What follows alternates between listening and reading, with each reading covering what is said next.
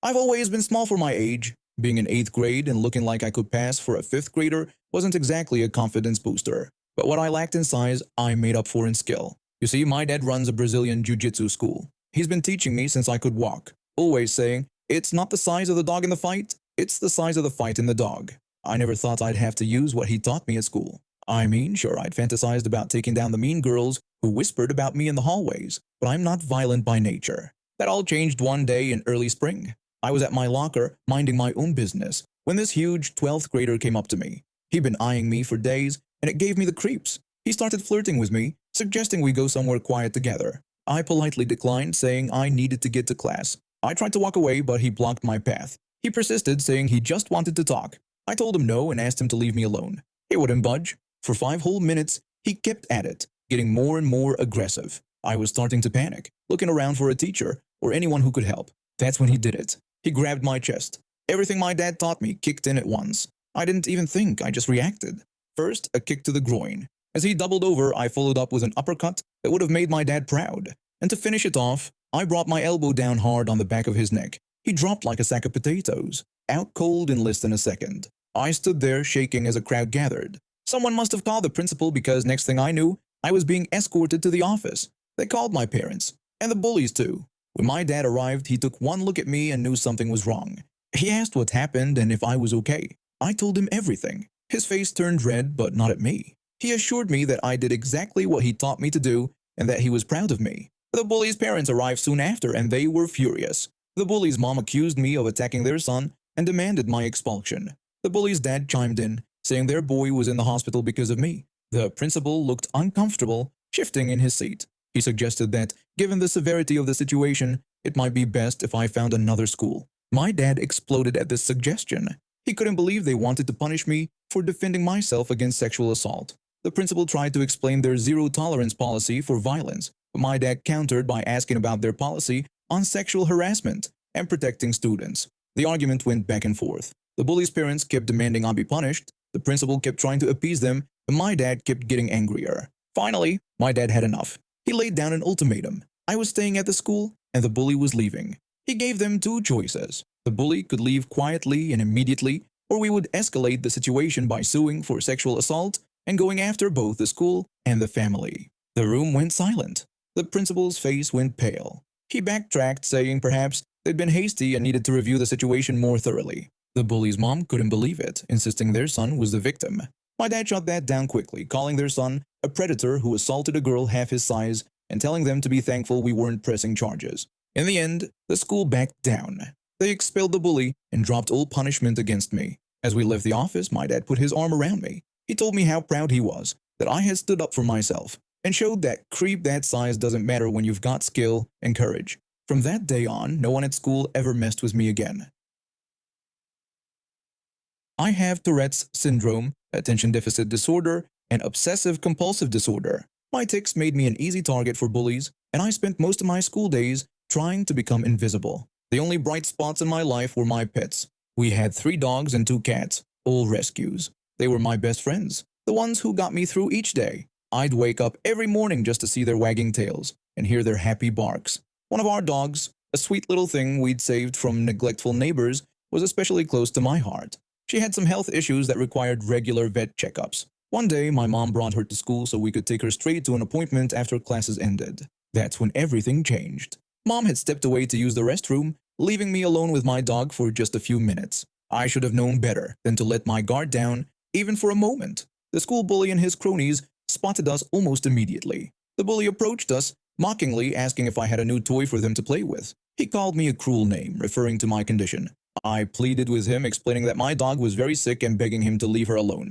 But the bully just laughed, saying there was no fun in that. Before I could stop him, he snatched her up and started tossing her to his friends like she was a ball. My poor dog had had surgery recently, with steel bars placed in some of her bones. Being handled roughly caused her intense pain. When the bully grabbed her again, she snapped at him in self-defense, nipping his hand. The bully reacted angrily, calling my dog a nasty name and telling her to learn respect. With that, he threw her. I watched in horror as she flew through the air, hitting the ground hard about 5 meters away. I screamed, which alerted my mom. As she came running, the bullies took off laughing. We rushed to the vet, but it was too late. The trauma had caused brain hemorrhaging, and we lost her. I was devastated. Our other dog waited by the front door for 2 days, hoping his friend would come home.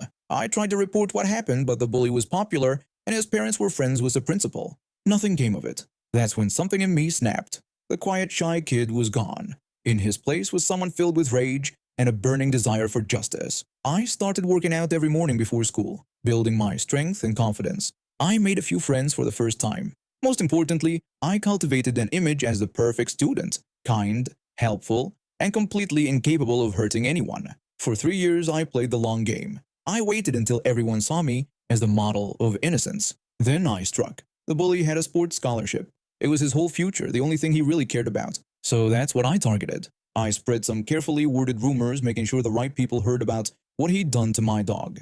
I may have mentioned that there were those willing to pay for a little street justice. A week later, the whole school was buzzing with the news. I overheard students talking about what had happened to the bully. One student asked if the other had heard about the incident.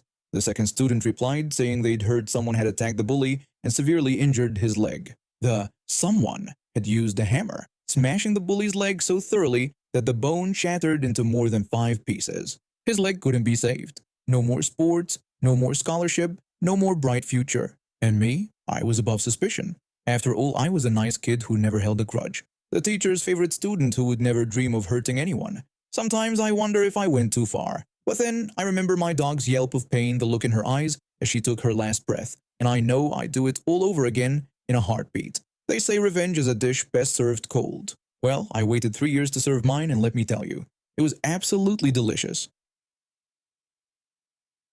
Let me give you some backstory. I work at a huge shipping facility for a well-known company. My job is to handle packages, taking them off trucks, sorting them, and putting them on new trucks depending on where they're headed.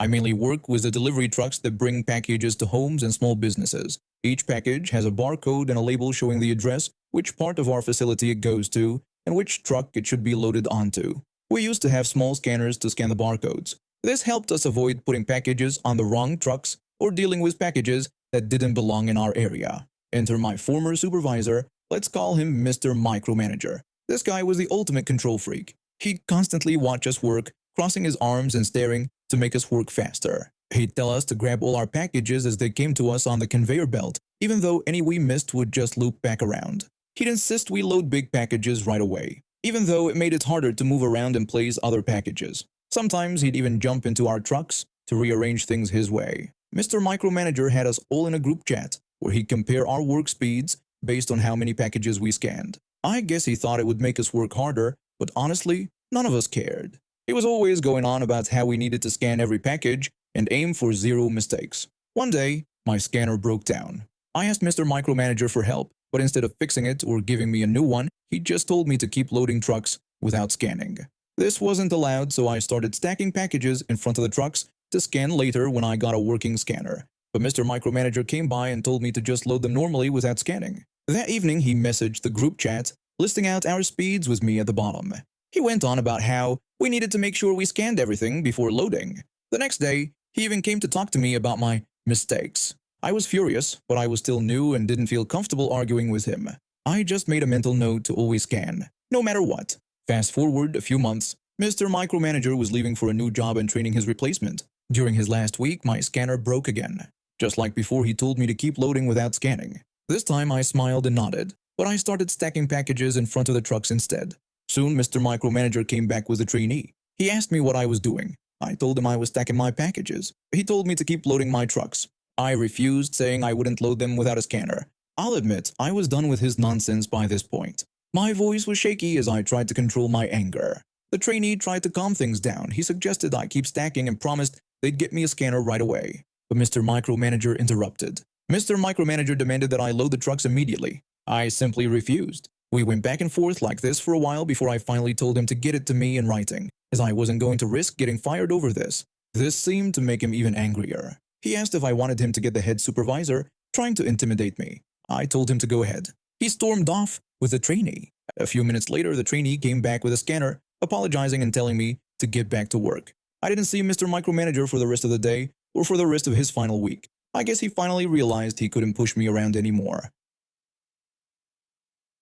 I never had a normal childhood. From as far back as I can remember, my older sister ruled our household with an iron fist. She was 12 years older than me, but somehow she convinced our parents to let her play mom and dad. Looking back, I can see how messed up it all was, but at the time, it just felt normal. My sister was relentless in her criticism of me. When I was 10, she made me stand in front of her friends while she tore apart my appearance, focusing on my weight. It was humiliating. By 11, I was begging to join Weight Watchers, desperate to stop the constant barrage of insults. But it didn't stop there. My sister seemed determined to paint me as some kind of delinquent. She called my school demanding they drug test me. When they refused, she didn't give up. Instead, she made an anonymous tip that I had drugs in my locker. Of course, there was nothing there, but the damage to my reputation was done. She loved to play armchair psychologist too. As a social worker, she thought she had the right to diagnose me with all sorts of disorders. It was like she was building a case against me, creating a paper trail of how troubled I was. My parents just stood by and let it all happen.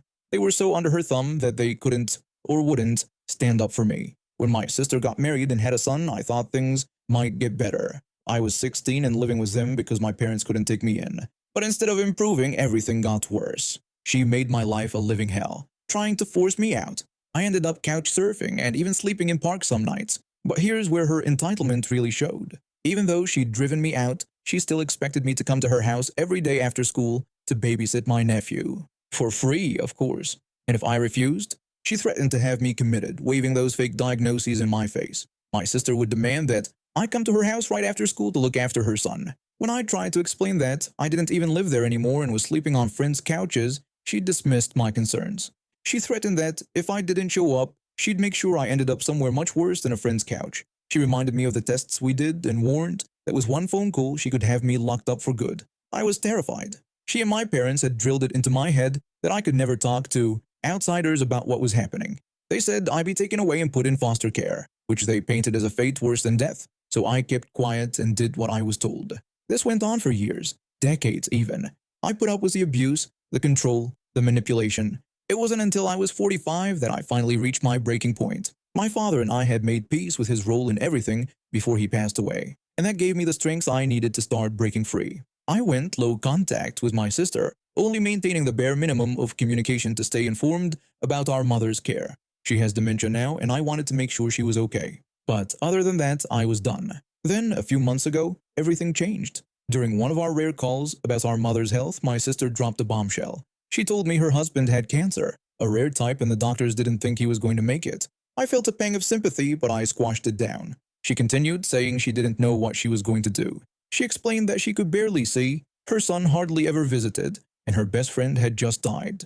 She told me she needed me. There was a long pause. I could hear her breathing on the other end of the line, waiting for me to offer comfort, to rush to her side like I always had before. But not this time. I simply expressed my sympathy about her husband's condition and hoped he would get the care he needed. My sister was shocked by my brief response. She asked if that was all I had to say, reminding me of everything she claimed to have done for me. I pointed out that what she called everything was actually years of abuse, humiliation, and threats. She tried to defend herself, saying she was just trying to help me and that I needed guidance. I disagreed, explaining that what I had needed was a sister and parents who protected me. Instead, I got a tyrant who treated me like property. My sister accused me of being cruel, telling me she was all alone now and needed me. But I stood my ground. I told her she had made her bed a long time ago, and now she had to lie in it. I made it clear that I had my own life to live, and she wasn't a part of it anymore. I hung up the phone, my hands shaking. But for the first time in my life, I felt truly free. I had finally stood up to her, finally said no. And you know what? The world didn't end. I wasn't locked up or taken away.